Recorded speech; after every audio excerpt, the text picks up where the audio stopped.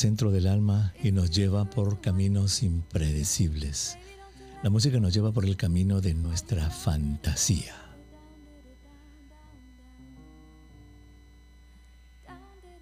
Si usted escucha una canción, cualquiera que sea, se activan ciertos mecanismos cerebrales en el que está la evocación, está la memoria, y a usted lo van a, sin querer queriendo, llevar a lugares que no pensaba llegar si no hubiera sido por el estímulo que representa la música.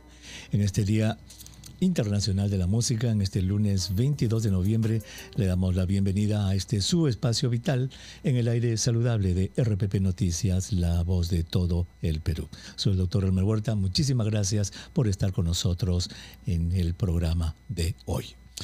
Hoy vamos a hablar de un estudio sumamente importante, del cual todavía sus resultados no han sido dados a conocer. Es un estudio que lo que evaluó fue el impacto de la pandemia de la COVID-19 en la salud mental de la población de Lima metropolitana. Más de 1.800 personas fueron entrevistadas de 18 años a más, hasta los 65 años, para ver cómo les había afectado la pandemia, señora. Cosas como ¿qué le preocupa? La economía, la satisfacción con la vida, trastornos del sueño, trastornos mentales como ansiedad, depresión. Todo eso se evaluó en esta encuesta. Y vamos a conversar con el doctor Humberto Castillo, médico psiquiatra, director del Centro de Investigación y Desarrollo en Salud Mental de la Universidad Peruana Cayetano Heredia, para que nos guíe a través de esta encuesta importante. Doctor Castillo, qué gusto de saludarlo. Muy buenas tardes. Muy buenas tardes, doctor Huerta. Y sí, en efecto, este estudio es un estudio importante de investigación que se ha hecho en el Instituto Nacional de Salud Mental, Honorio Delgado Hideo Noguchi, ¿no? Y ha merecido el premio Hipólito Unanue. Este es un estudio que se hace por el equipo de investigación del instituto, liderado por el doctor Javier Saavedra y un equipo grande de investigadores, de encuestadores, de procesadores de datos. O sea, estos estudios ya se vienen realizando en el instituto, del cual ahora yo soy el director también. Se vienen realizando desde el año 2002. Entonces, y eso hace muy importante porque este estudio, por ejemplo, se hizo el 2002 en Lima, también se repitió el 2012 y ahora se hizo el 2020. Entonces podemos ver un poquito estas tendencias en la salud mental, lo cual nos ayuda a tomar decisiones de política pública, en fin, ¿no?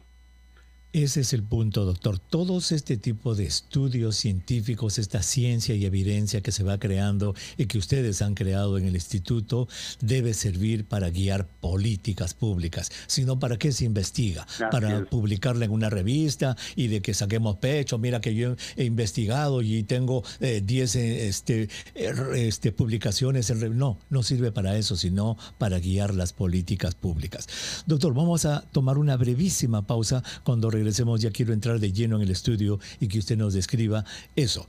Primero, qué cosas han encontrado y segundo, cómo este estudio va a ayudar a guiar las políticas públicas de salud mental de la población. Regresamos. En este su espacio vital en el aire saludable de RPP Noticias, la voz de todo el Perú. Soy el doctor Elmer Huerta y si usted recién se une a nuestra transmisión, estamos conversando con el doctor Humberto Castillo, médico psiquiatra, director del Centro de Investigación y Desarrollo en Salud Mental de la Universidad Peruana Cayetano Heredia y del Instituto de Salud Mental, Noguchi, y estamos hablando sobre un estudio ganador del premio Hipólito Unanue que se llama Impacto de la pandemia de la COVID-19 en la salud mental de la población. Ellos hacen estudios cada cierto tiempo y esta es la edición 2021, digamos, del estudio. Doctor, háganos un resumen, hablando de las tendencias también. Por ejemplo, ¿cuáles son los elementos más importantes que ustedes han encontrado y cuál es la variación con el anterior estudio que nos dijo que se hizo el 2012? O sea, en 9 años, ¿qué elementos han cambiado y cómo se han afectado por la pandemia? Sí, doctor. Mire, en el año, inclusive en el año 2002, nosotros encontramos que en Lima la prevalencia de los trastornos mentales superaba el 20%. Luego, para el 2012, bajaron al 8%. Y ahora lo que encontramos es que han subido nuevamente al 12%. Esto se entiende porque en los trastornos mentales hay dos factores claves. Uno es el estrés social que se está viviendo en el momento, pero otro es la vulnerabilidad que ya tienen las personas producto de la experiencia de estrés en la infancia. Entonces, por ejemplo, en el 2002 salíamos luego de 20 años de terrorismo, de crisis económica, y la población estaba como muy vulnerable, y eso se reflejó en esta altísima prevalencia en el año 2002, y que realmente en Ayacucho llegó incluso al 50%. Ahora, todo esto como que había bajado, y en el 2012 ya encontramos un 8%. Y ahora estamos registrando 12%, o sea, nos ha subido 50% respecto en la última década. Atribuimos que esto es principalmente por el tema de la COVID, y que lo que sigue todavía es que esto está generando vulnerabilidad, y no acaba con esto, sino que probablemente se sigue expresando en los 10, 15 años después, porque los niños de ahora van a estar más vulnerables cuando sean adultos para expresar algún tipo de trastorno mental. Entonces creo que es importante el daño que está produciendo esta pandemia en la salud mental de los peruanos. Y esto no es, digamos, potestad solamente del Perú. Esto es en toda América Latina, sí, en todo el mundo. Este es un fenómeno global. Y si bien es cierto, la encuesta de ustedes fue hecha de adultos de 18 a 65 años, los niños también obviamente han sufrido muchísimo y están sufriendo mucho por esto. En términos, por ejemplo, doctor, me ha llamado la atención que uno de los elementos que ustedes han investigado es lo que se denomina la satisfacción con la vida. Descríbanos, ¿qué cosa es satisfacción con la vida y qué es lo que han encontrado? Sí, la satisfacción con la vida tiene que ver principalmente con el proyecto de vida. O sea, nosotros queremos también como recoger algunos aspectos más subjetivos, ¿no?, de las personas, y acá recogemos esta idea de cuánto las personas están satisfechas con su proyecto, con lo que están haciendo, ¿no? Y este indicador sí también ha sido afectado por la pandemia, pero no tanto como otros, ¿no?, que tienen que ver más directamente con la situación, como por ejemplo el sueño y también el nivel de estrés.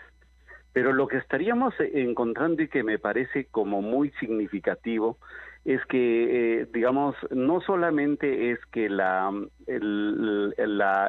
enfermedad, la COVID, produce problemas de salud mental, sino que tenemos indicios suficientes para pensar que los problemas de estrés y los trastornos mentales previamente existentes también favorecen la enfermedad de la COVID. No son también factores de riesgo. Si bien nuestro estudio es transversal y ahí, digamos, no es fácil reconocer la dirección de cuál influye en cuál, pero analizando los datos estamos llegando a esa conclusión o planteándonos como la hipótesis de que los trastornos mentales y el estrés son un factor de riesgo alto para enfermar, para contagiarse y para enfermar, digamos, de la COVID. Y esto tendría importancia en términos de salud pública, doctor. Claro, porque sería el típico fenómeno del huevo y la gallina, ¿no? ¿Qué es primero, el huevo o la gallina? Y en este caso sería, ¿qué es primero? Que te venga el COVID, que afecte el COVID a tu familia, a tu entorno, y por eso te pones ansioso y por eso te deprimes y por eso desarrollas estrés, o al revés, porque estás deprimido, ansioso y con estrés, es que te conviertes en una presa más fácil del COVID porque incurres en comportamientos que te exponen al virus. O sea, ese típico, ¿cuál es primero? Y más o menos, ¿por dónde van ustedes? ¿Cuál es la idea? ¿Es por ambos lados? Sí, por ambos lados, doctor. Y esta dirección de que tanto el estrés como la depresión, la ansiedad favorecen la COVID, está asociado a que lo que tenemos indicios y bueno, evidencias neurobiológicas, que el estrés reduce también la capacidad inmunológica, complica las respuestas corporales frente a las infecciones y frente a otros problemas físicos de salud, ¿no? Entonces, por tanto, creo que resulta importante el que podamos prestarle atención a los temas de salud mental, no solo como efecto de la COVID, sino como una forma de reducir también el riesgo y seguramente, y tal vez la severidad. Estos todavía son estudios que estamos diseñando para verificar más cabalmente, digamos. Correcto, porque entonces sería un doble daño que causaría, digamos, COVID-19 en la persona, porque si hay personas que desarrollan ansiedad y esta ansiedad los lleva a incurrir en comportamientos de no usar la mascarilla, revelarse a las cosas, decir para qué, ya para qué me voy a cuidar, salen, se exponen, se infectan y encima esa ansiedad, esa depresión, como usted nos dice, a través de mecanismos biológicos disminuyen sus defensas y son presas de una enfermedad más grave, digamos, que si no tuvieran este trastorno de salud mental. Doble golpe, uno por exponerse y el otro ya el biológico. Entonces, doctor, ustedes lo que encuentran es lo que nos ha dicho, digamos, una prevalencia alta de trastornos del sueño, de estrés, de insatisfacción con la vida, de ansiedad y depresión, que más que se han duplicado en estos momentos, hasta indicadores suicidas se encuentran ustedes. Vamos a hacer una pausa, doctor. Cuando regresemos quiero que nos diga, muy bien, conocido esto, ya ustedes tienen toda esta evidencia que han recolectado. ¿Cómo piensan ustedes influir en lo que es la política pública de salud? Regresamos, doctor, con su respuesta. No se vayan. La voz de todo el Perú. Si usted recién se une a nuestra transmisión, estamos conversando con el doctor Humberto Castillo. Él es médico psiquiatra, director del Instituto de Salud Mental Noguchi y del Centro de Investigación y Desarrollo en Salud Mental de la Universidad Peruana Cayetano Heredia, acerca de un estudio que acaban de hacer, que es el impacto de la pandemia de la COVID-19 en la salud mental de la población. Y debido a que hacen esto cada cierto tiempo, ya se tiene toda una tendencia de cómo va la salud mental en el país. Tienen resultados que nos hablan de insatisfacción con la vida, altos niveles de estrés, trastornos en el sueño, los trastornos de salud mental como la ansiedad y la depresión, más que se ha duplicado en esta época. Incluso los indicadores suicidas han estado presentes en esta encuesta. Doctor Castillo, la pregunta es, esta valiosísima cantidad de información científica que ustedes han coleccionado, ¿cómo la piensan convertir en políticas de salud? Sí, doctor, acá tiene que ver con la respuesta que estamos dando como Estado y sociedad a los problemas de salud mental, ¿no? Mire, en el año 2012 nosotros teníamos que solamente 17% de las personas que tenían un trastorno mental lograban un servicio. Luego se implementó toda esta reforma de salud mental en la que buscamos crear centros de salud mental comunitarios. Se han creado a la fecha 200 centros ya de salud mental comunitarios y con eso alrededor del 2018 hicimos una evaluación y ya teníamos que el 26% de las personas que tenían un trastorno lograban la atención.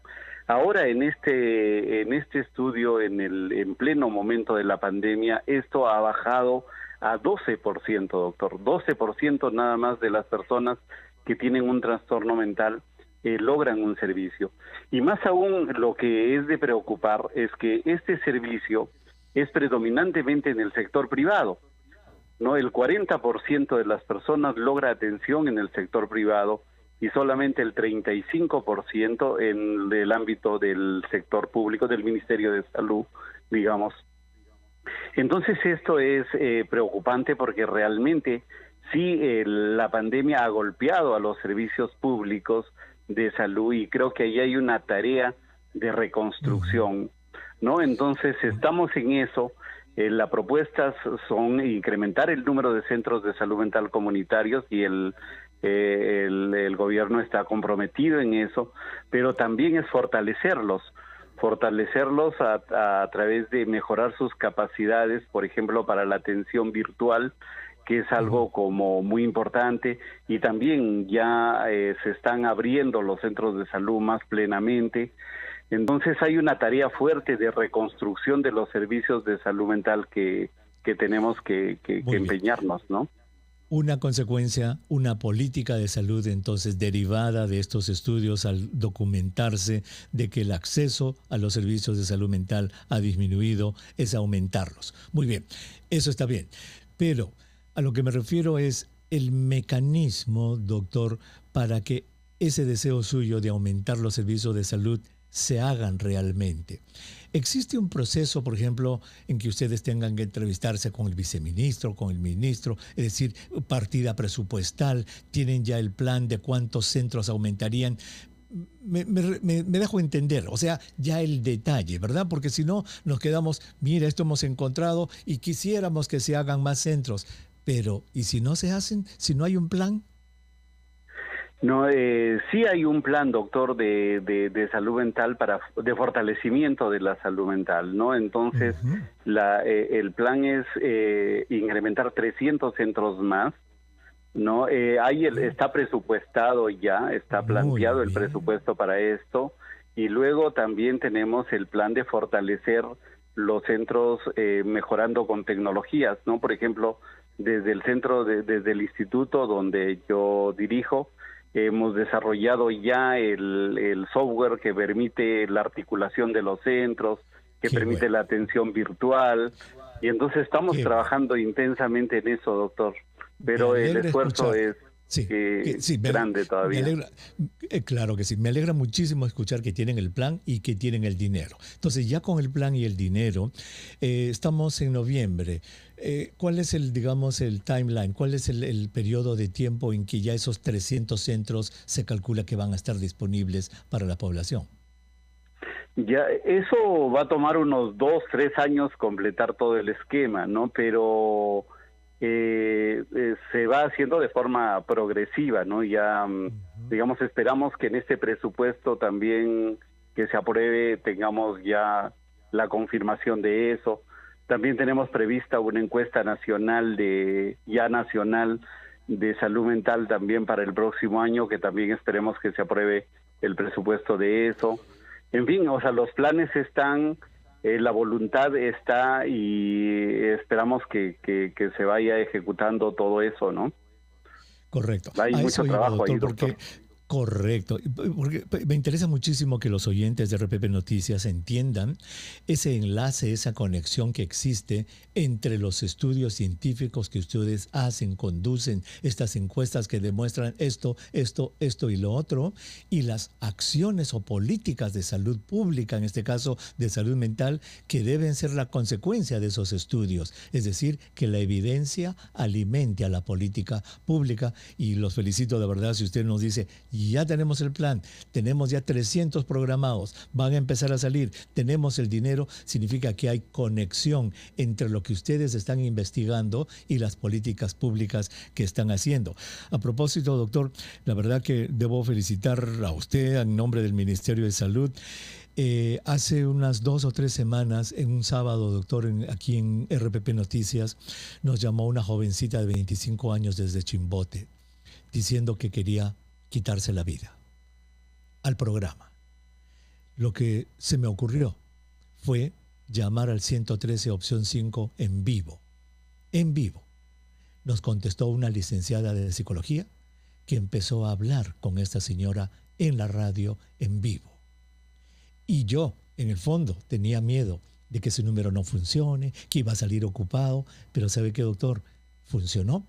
La licenciada habló con la señora, la tranquilizó y sabemos que después la han seguido ayudando. Es decir, la radio, en este caso RPP Noticias, se convirtió en ese vínculo entre una paciente desesperada que quería quitarse la vida y una profesional de salud mental. Pero lo importante, y por eso quiero extender mi felicitación a ustedes en el MINSA, es que ese 113 opción 5 funcionó cuando se le necesitaba.